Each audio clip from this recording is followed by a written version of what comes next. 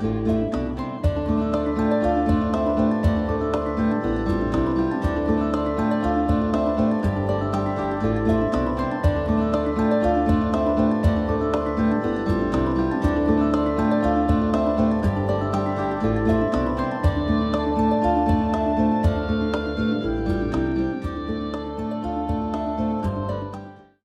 Oracle of Luna is a podcast with me, Bridget Engels, as your host. Here we have conversations with real live, present-day goddesses who are actively and courageously doing their magical work in the world. Each episode is a bewitching journey with relevant discussions on topics such as Wiccan pagan spirituality, writing, culture, magical practices, art, ritual, and the craft in its many forms. Hello, listeners! I'm so grateful for the listener interest over the last few years, and I want to keep this podcast inspiring to you with my amazing goddess guests and to amplify the voice of the divine feminine in the world today. This podcast takes time, effort, and resources to share with you every few weeks. I have an ask of you. One of the ways to support the Oracle of Luna podcast is to become a subscriber to premium and bonus material. Each of the podcast episodes have 2 links at the bottom. It's quick and easy, should probably take you 1 minute, and for as little as $3 a month, you can support the show and become a subscriber. I really appreciate it, and it means a lot. Thank you, and blessed be. Merry meet! Welcome to another episode of the Oracle of Luna podcast. I'm Bridget Engels, your host, and today I am honored to chat with Dr. Carla Ionescu, PhD, and it's my 75th podcast episode of the Oracle of Luna podcast. So, without further ado, Dr. Carla is an ancient historian and expert on Artemis. She specializes in the study of goddess worship, sacred rituals, and female-led religious traditions. She is the author of She Who Hunts, a book that explores Artemis as a powerful and complex deity across cultures. Dr. Carla documents ancient Artemis temples and sacred landscapes through the Artemis Mapping Project. She teaches online courses at the Artemis Research Center, and she hosts the Goddess Project podcast, where she delves into goddess mythology and history. She lives in Ontario, Canada. Welcome, Dr. Carla. Thank you. Thank you so much for having me, Bridget, and congratulations on your 75th episode. Yay. Yay. Thank you. I'm so happy to have you. So, how's your day going? Or evening? My day's been actually, I'm a few hours ahead of you, I guess. My day's been going all right. It's an easy Sunday. Good. So spent some time reading, going through some work for preparing for the week and doing Sunday things. Nice. All right. Well, we have a lot to unpack here, so I'm going to just jump right in, okay? All right, let's do it. Yeah. So I always begin my show asking about early beginnings. So, how did your spiritual journey with the goddess begin? Can you tell us a little bit about how you started out? Yeah, so I came to the goddess quite late. Well, it depends actually on how you think of it, because I grew up worshiping the Virgin Mary for a long time. I grew up very Catholic.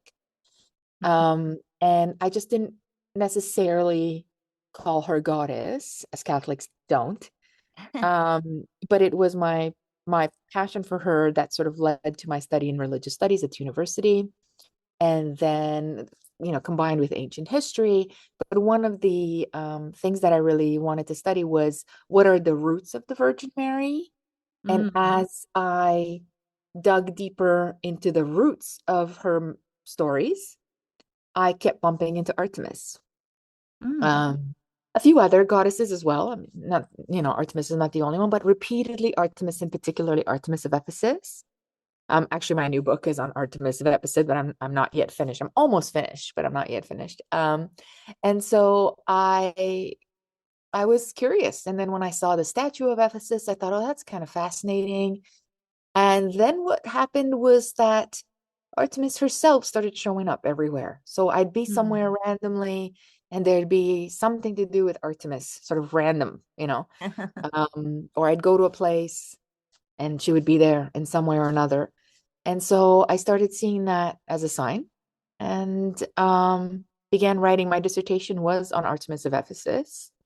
And Mm. so I completed my PhD with that work. Yeah. Where are you from originally? Where? So I was born in Romania. Okay. And when I was about 10 years old, my parents escaped the communist regime. And we made it to Canada. We arrived in Canada. And so then I've been in Canada ever since I was about 10 years old. So I was raised here. Hmm. Yeah. Okay. So, yeah. Yeah. Who influenced you the most on your divine feminine spiritual path? Is there anybody in particular, Hmm. or archaeological or mythological?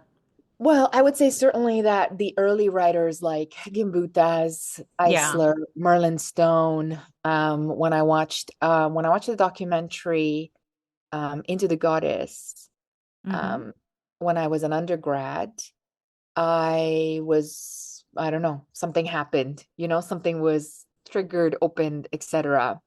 And when I read Merlin Stone and all of those books, so I think it was a lot of the early writers, archaeologists, ancient historians, feminist writers, that sort of made the goddess accessible in a way that I hadn't really thought of before.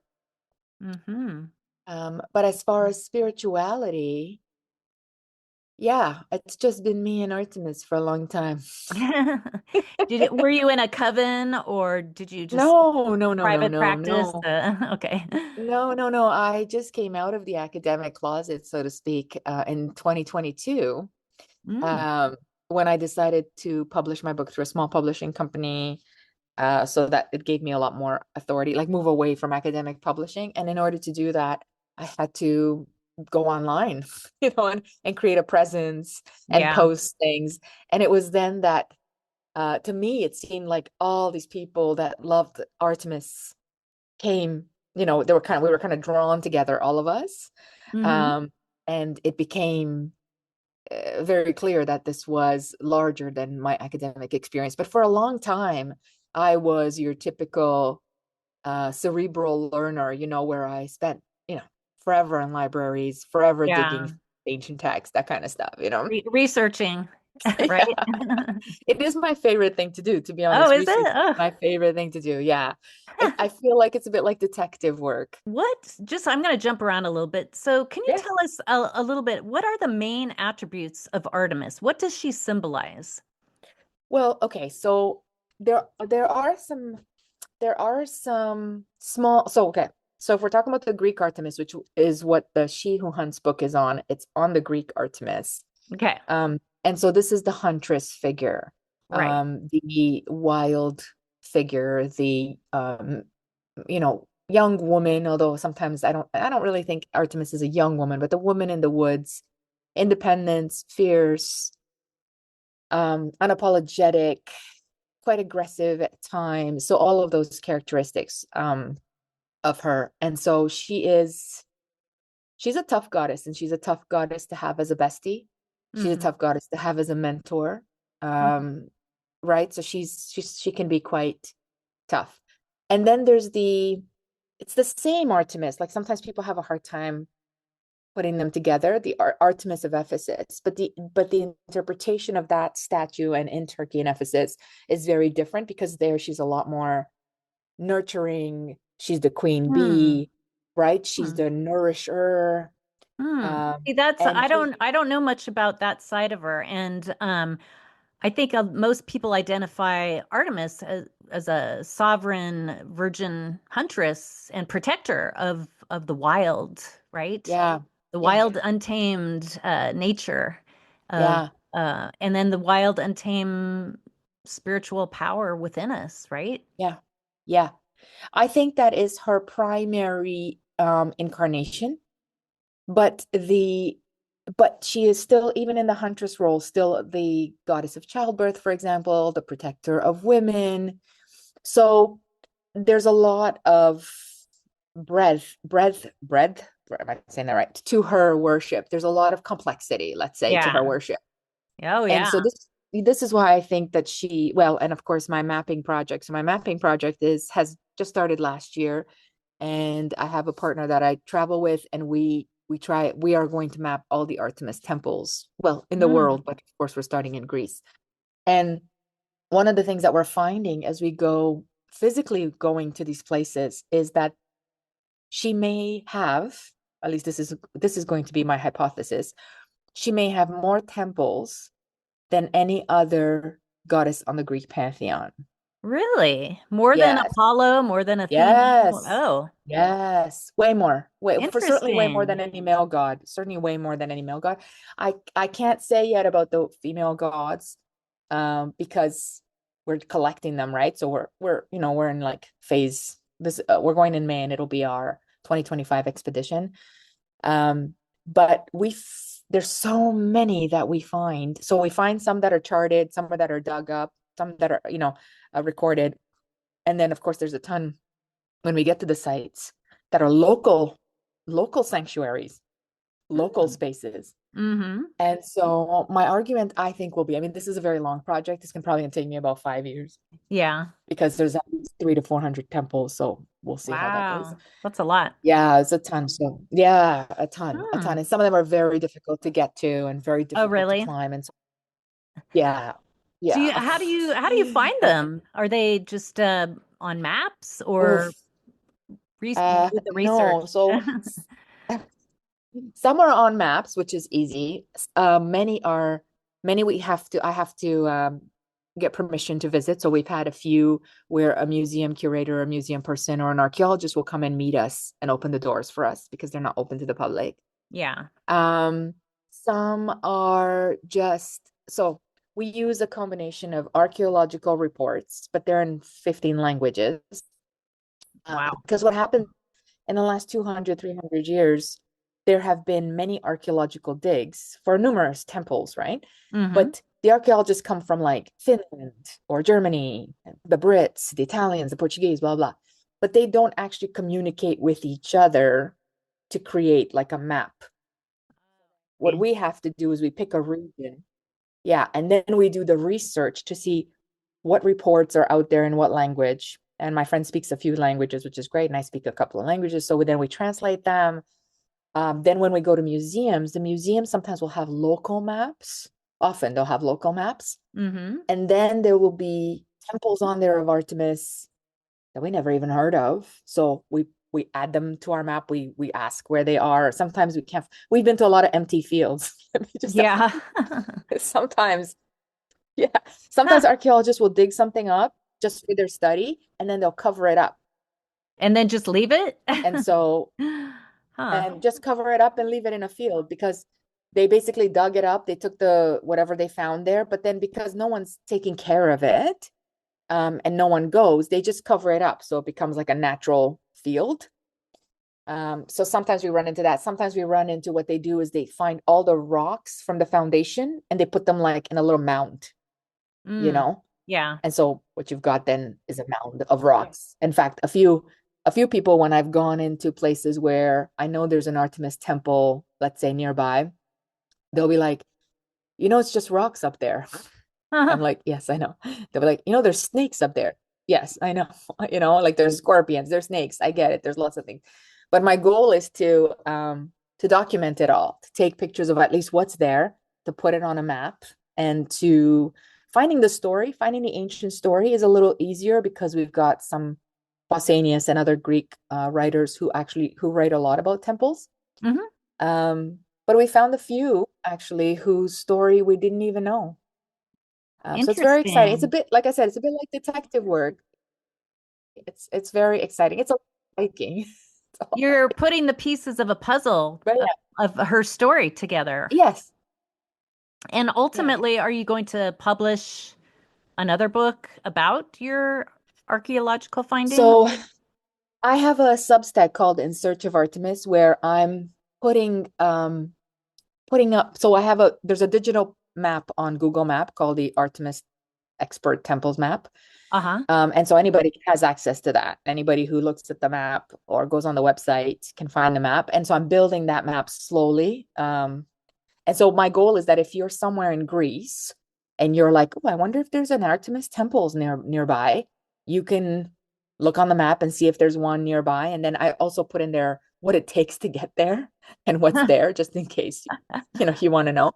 Um, so I have this book on Artemis that's coming up probably in the spring. And then I think I'm going to write a book because I write also a lot of poetry and site notes and I don't know, Yeah. reflections and things like that. And then I would like to do one on Diana, which is also Artemis in Italy, because we're going to map Italy as well. Hmm. Um, and then maybe Cool. one in the Balkans and Northern Europe. Yeah, so there's a Yeah. few sort of books potentially in line. I just have to finish finish the Yeah. second one. Did you get your Yeah. degree in archaeology? What was your degree in? Ancient Ancient history. history. Okay. Yeah. So tell us a bit about your book, She Who Hunts, and what inspired you to write it. So because Artemis the Huntress is my favorite, so the Greek Artemis is sort of the one that calls to me. The Ephesian Artemis as well, but the Greek Artemis feels like mentor, feels like Hmm. collaborator, feels I don't know. She's the one.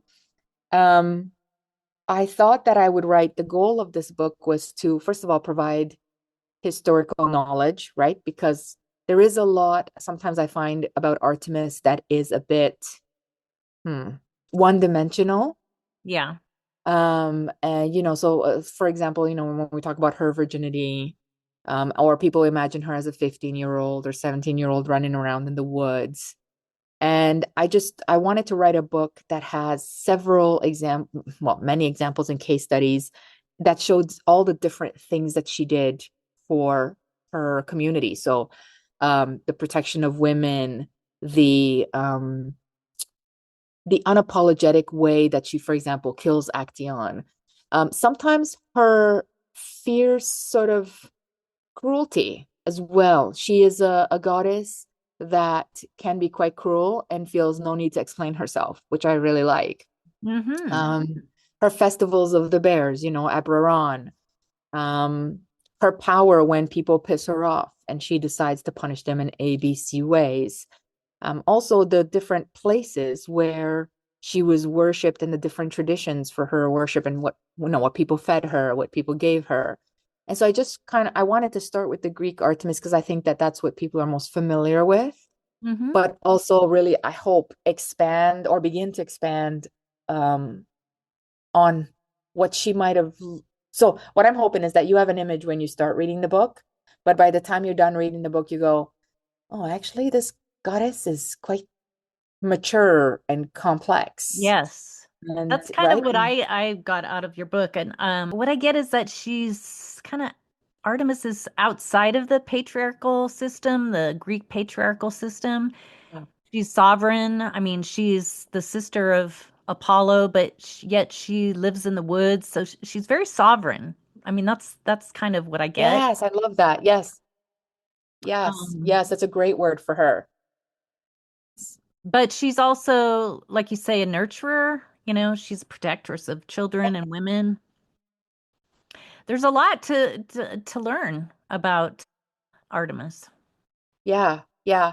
And I think once the mapping project is done, certainly in Greece, I probably will write another book on her Greek roots because again, when you go from temple to temple and you have the local legend there as well, it's not that she's completely different, but there's all this nuance, Yeah, right?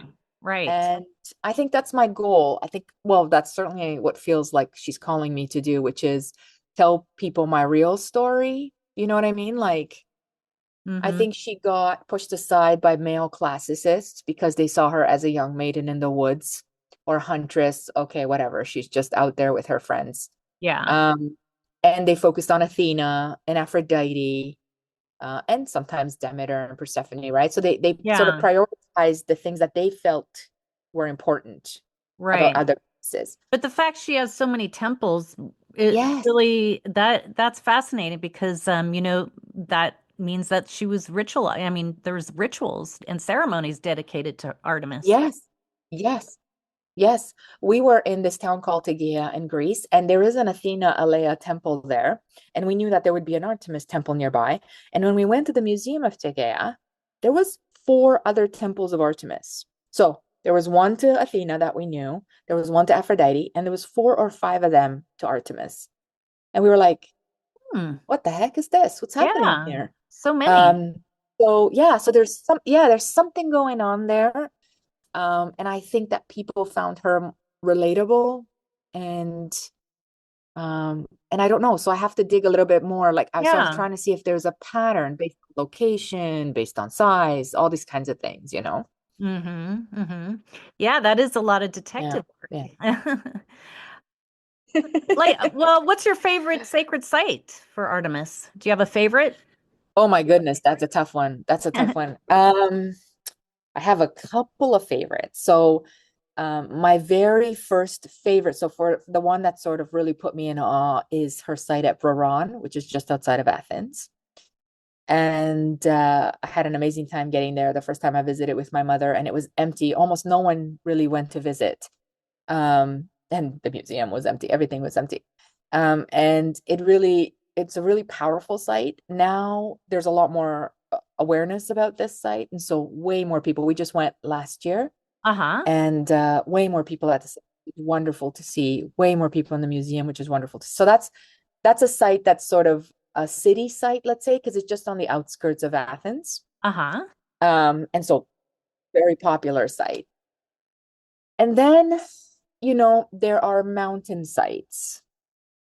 And so the mountain sites are sites that are nearly impossible to climb. They take me hours. Oh my And gosh. so there is a site of Artemis, yeah, Artemis Epikritea, which is up in a mountain, which is hard to get to, very, very hard to get to, and kind of forgotten and left behind.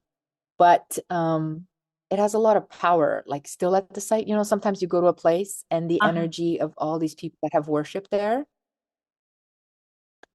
Is still there. So You feel yeah, that? You feel yeah, that in the site? I yeah, can imagine that would be true for the some of those more obscure or off the beaten path sites where, yes, maybe yes, some of that energy is preserved in the rocks, in the, you know, yes, the remains maybe. exactly, exactly. Yeah, there's a couple of places. There's one also up high on a mountain in Eritrea where I knew I was coming to the temple before I got there because there was just this like energy shift where it was like, oh my God, like what is going Really? on? So Hmm. yeah, so not all the places are like that. But there is still some energy remnants Hmm. um in some of these places, which is really Yeah. wonderful. So what is the Artemis Research Center? What's that about? What's its purpose? So I teach at the university. I teach Okay. ancient history and religious studies and women's studies. Oh. And the institutions started, well, first of all, my main institution, which is my university, is starting to close down programs in women's studies and history. Hmm. And so I thought a couple of years ago, because I just started, I would like to continue teaching the things I'm passionate about, particularly around the goddess traditions, history, rituals, women's work. And at the university, it was becoming more and more difficult to build courses like this. Like Hmm. they're not really interested in these kinds of courses to put up Yeah. for students, even though the students are, but the university is not. And so I thought to myself, you know what? I would like to have a center in honor of Artemis where people can come and we can do all kinds of things. So all the things, so I teach a lot of courses online. We have a course going on right now about winter goddesses. We do a monthly free workshop called the Goddess Wisdom Series, which I don't know, something randomly comes to me and my teaching partner, Cornelia, and we talk about it. We're like, okay, let's do this month. So it's more like a fun live Zoom live gathering where Uh-huh. I'll pick something and we'll talk about it and we create whatever. Um, I think that it will incorporate eventually some type of travel, like learning travel, Mm-hmm. um, maybe to some of these sites. Is it And online and or then is there a physical building that people go to or? Yeah, it's online for now, Okay. and we are just working on getting our paperwork done. So it's a nonprofit, Right. and it's online for now. I would love to have it like a physical space, Yeah. but I think I have to right now. I'm funding myself, right? Yeah, sure. So I need to find some supporters, Sure. some investors, Sure. maybe some grants, something that will allow me to actually build a real center, yes, where women can then have, I mean, so my goal, Bridget, is to build a small Tholos temple I knew to you were gonna Artemis say on the that. site I where had we that can image in my practice sort head. of, It's some kind of temple for Artemis. That's awesome. I mean, it's the historic, it's the historian in me in many ways because I go to sites and I'm like, man, if we only had this today, where Exactly. we could climb up or right, like if we only had the space because for there's a lot of knowledge on how it looked inside, how it looked outside, what the rituals were like, so we could replicate that almost entirely. Yeah. um and I just think it would be such an experience for women who haven't really experienced being in a temple for a goddess. Not Yeah. everyone has access to, there are a few temples around, to Sure. goddesses, but Yeah. so yes, so So that is the why do you long-term think goal. Artemis is relevant now for women? I mean, we talk about, I mean, you've done so much research on ancient sites, but what about now? Why do you think Artemis is relevant in 2025 for women, especially? I think she's I think she's probably the most relevant of the Greek pantheon. I mean, there's really wonderful goddesses everywhere. So I think that she's a perfect symbol today for sovereignty, for independence, for being unapologetically justified. So there's a lot of retributive justice in her stories. That is, I have the right to be angry or to use my words or my power or whatever to really express the anger or the injustice that's here. And I feel like women, we really need a lot of our voices.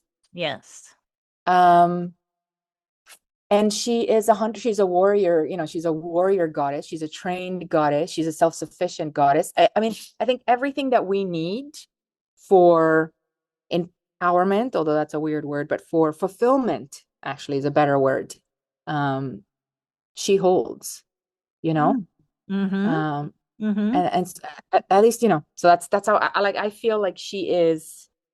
When you're holding her hand, you're walking in strength and acceptance in a way that doesn't ask you to give up anything of yourself.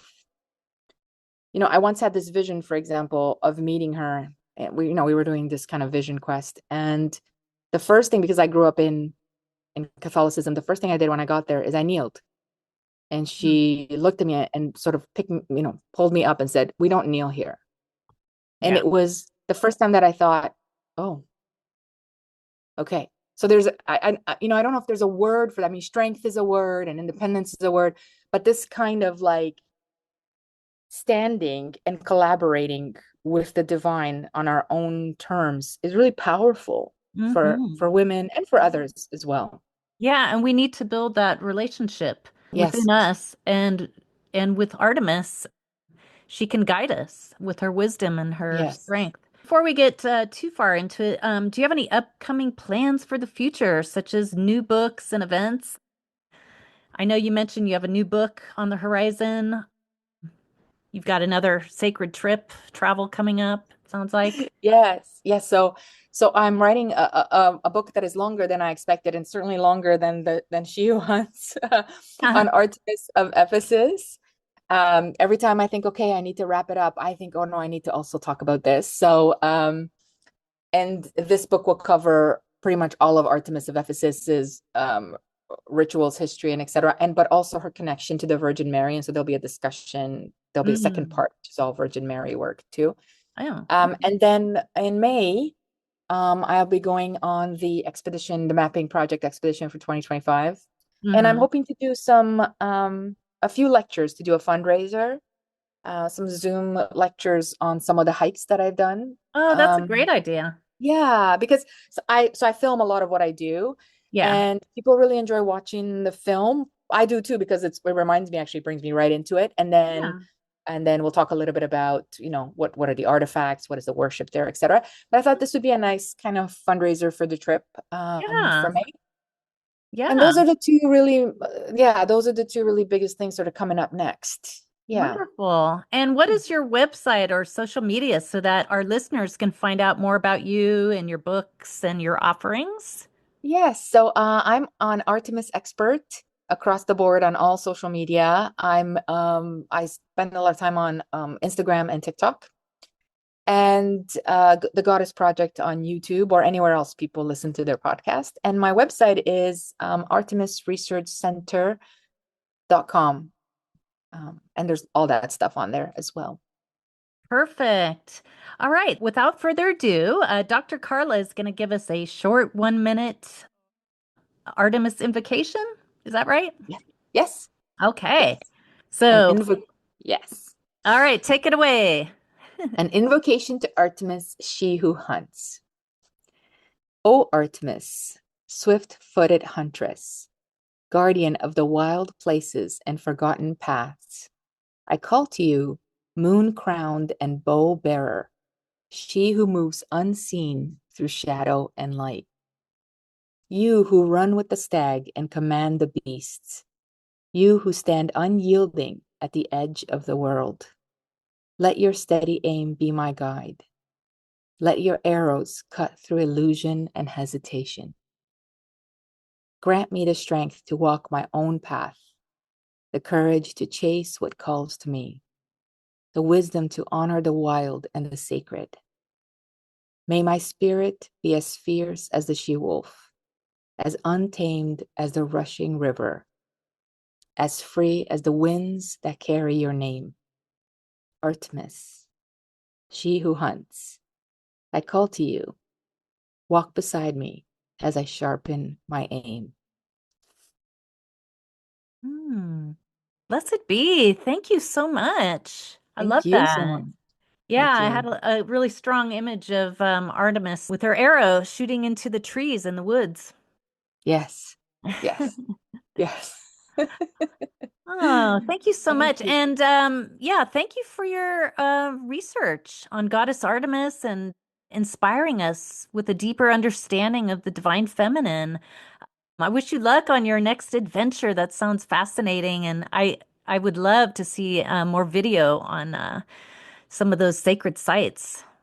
Perfect. Thank you. Thank you. I'll send you all the Yeah. links. Okay. Yes. Wonderful. All right. And thanks to all our listeners for joining us today. As I said, this is the 75th podcast episode, so really happy that with all the support and listeners out there who love the podcast. So thanks again to all the listeners. And thanks again, Dr. Carla. Thank you. Thank you so much. And congratulations again on 75 episodes. Excellent. Thank you. All right. That's about it. I'm signing off. Blessed be. Bye-bye.